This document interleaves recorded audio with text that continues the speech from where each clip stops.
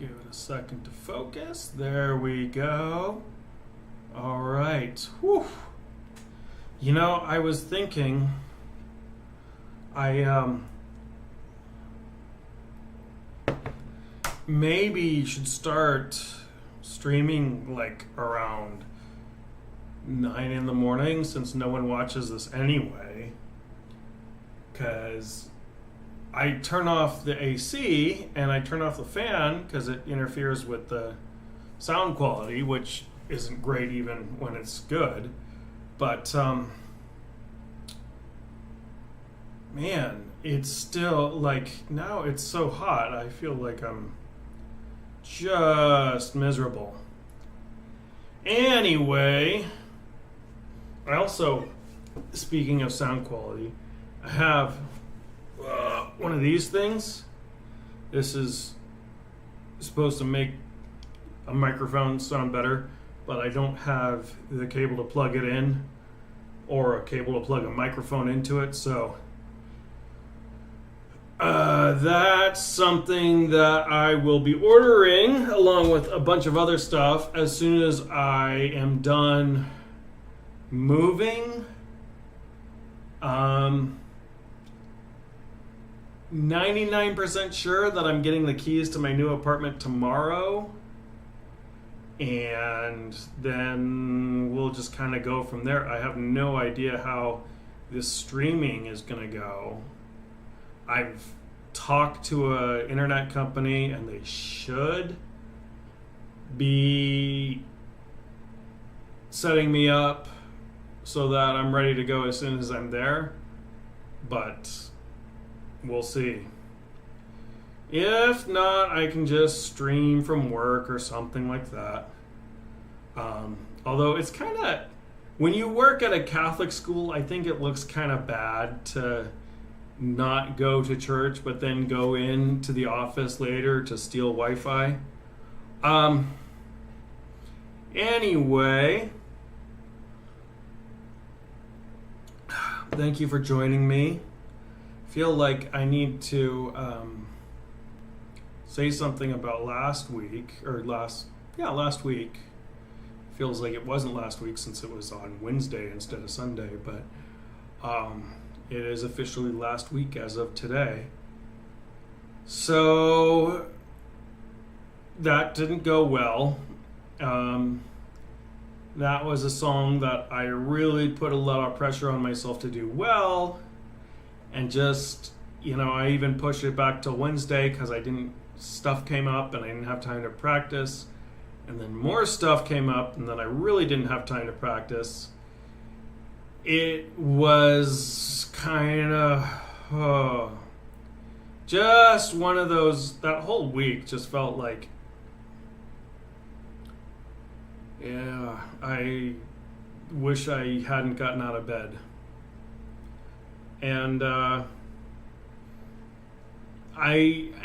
part of me is kind of embarrassed about that, how I just freaked out like I did. But part of me is kind of glad I did that. I feel like there's a lot of evidence to say that, going into a rage is not actually a good thing for your anger management, but having an outlet where you feel like you can do that, I think is, I don't know, I feel like at worst I'm not alone. I think there's a lot of teachers who are in punk bands because you have to be sort of the voice of restraint and reason in the classroom while you're surrounded by people who are anything but. Not to mention being the voice of maturity in a room full of people who say very funny things that are very immature all day long. And so I think people who do that gravitate toward a style of music that allows them to have that outlet for the things they can't do for a huge chunk of their waking life. But that being said, it is really frustrating that I'm this old and this bad at guitar. And it's frustrating to be doing this project and knowing that people are seeing me fail on this level.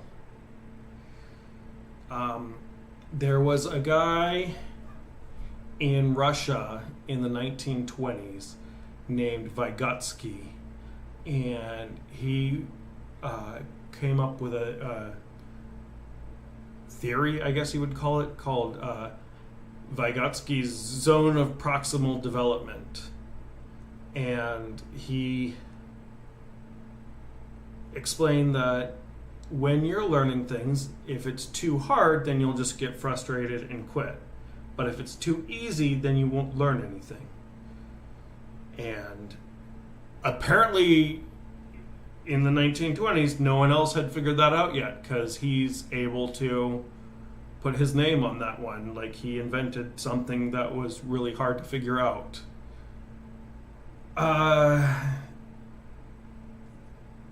So I feel like 100 years later, like, everything I've come up with it's something that it turns out somebody else already came up with in life. You know? I don't I think, man, if I had been born, or if I was turning 38 100 years ago, people would be like, whoa, you're learning guitar via live stream. That's pretty innovative. We've never heard of any of those things before, except maybe guitar and learning. Really, just live stream is the only one we haven't heard of. But now it's a lot harder to be original and have stuff named after you. I don't know if that's true or not, but it feels that way, doesn't it? All right, so anyway, last week was a really stressful week for a multitude of reasons, and not being able to have the stream go like I wanted it to was just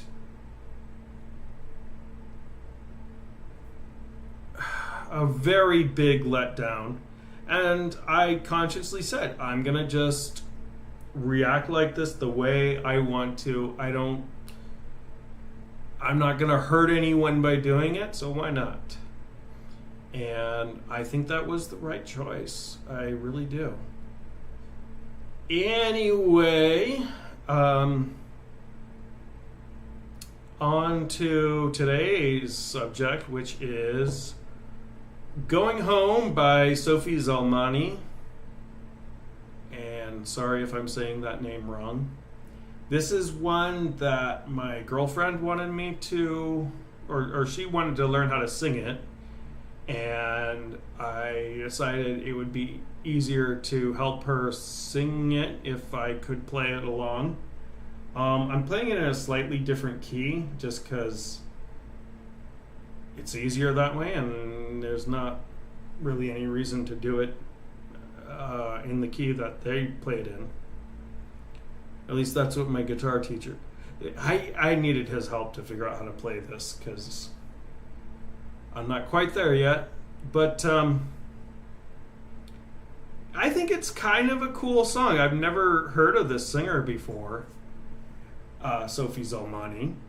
And I think it's pretty clearly that the song is about when a relationship or a stage of your life is over with, and you know, in order to move on, you just have to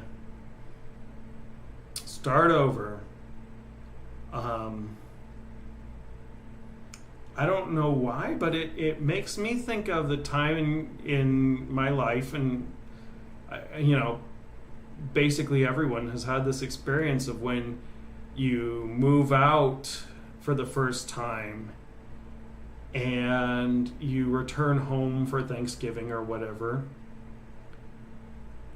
and just it's such a surreal and strange experience being in this place that you called home for your entire life or most of your life, and not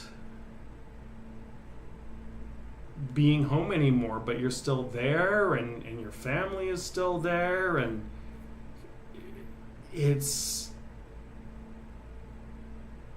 I think surreal is a very good way to phrase that. It doesn't feel right. It feels very strange and also really sad.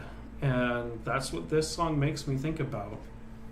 And it just makes me think about how hard it is to say goodbye. Not just to people and relationships, but to everything in our lives, you know.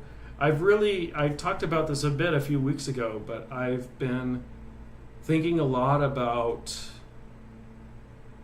how we can't preserve everything. Some things we're just going to have to let go of, and that means they're going to be gone forever.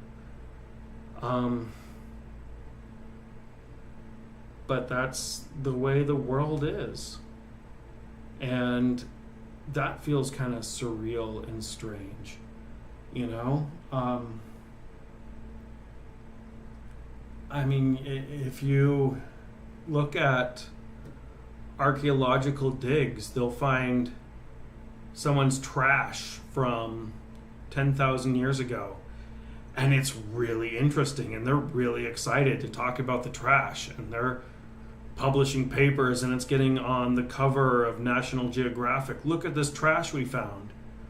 But that doesn't mean you should save your trash just because it's going to be really interesting in 10,000 years. I don't know why. I just think that's so weird and so hard to wrap my brain around. So that's what this song makes me think of, and I think it's a pretty neat little song, and I'm glad that my girlfriend introduced me to it. I should put a link to, there's a Chinese version that it's the same song, but the lyrics are in Chinese, and the lyrics are not about the same stuff. I believe the lyrics are about driving in a fast car and being very angry. Anyway, maybe I'll put a link to the Chinese version in the description, or maybe I won't. Either way, I think you should check out this song. You know, not just the version that I'm going to play for you right now, but the version done by someone who knows what they're doing. And I've talked for long enough, so let's jump into it.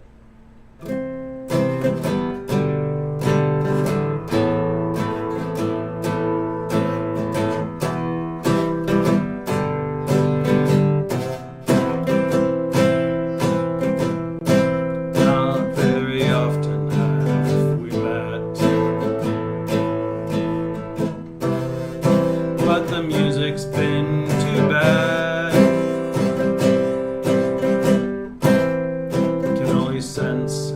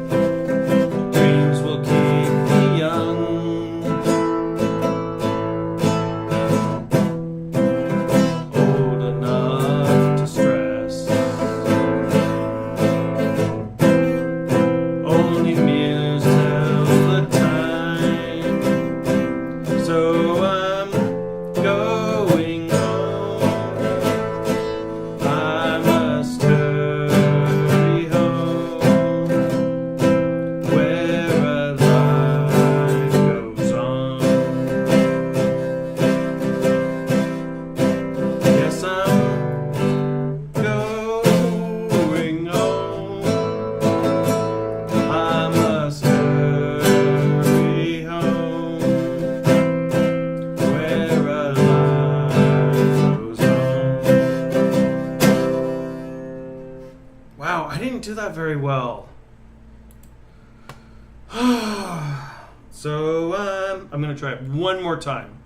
So, I'm going home. I must hurry home. Where a life goes on.